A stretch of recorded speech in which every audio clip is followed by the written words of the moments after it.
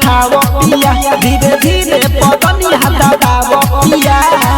गोरे बहबदन उठा में उठला लीबा माजा ले राजा जी बिछवाना हमर खाली बा माजा ले राजा जी बिछवाना हमर खाली बा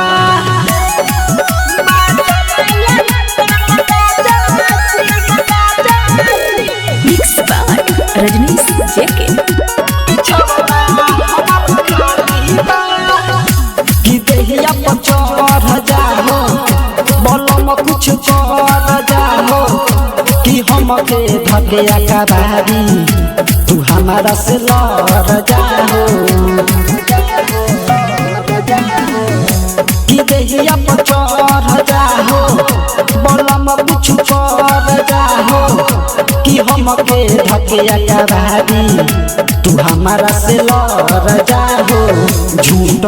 के मन तोहर भइल पानी पानी बा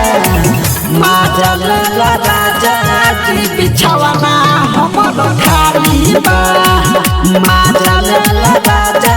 जी बिछवाना हमर खाली बा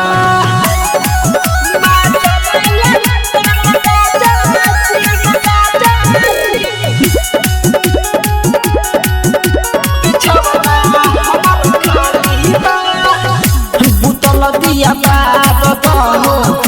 तू गरमी के झाड़ दहो कि राइटर बोलू कर दर दिया उखाड़ दहो बुतल दिया पार दहो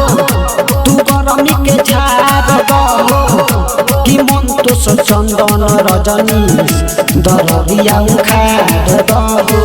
संदेश राजा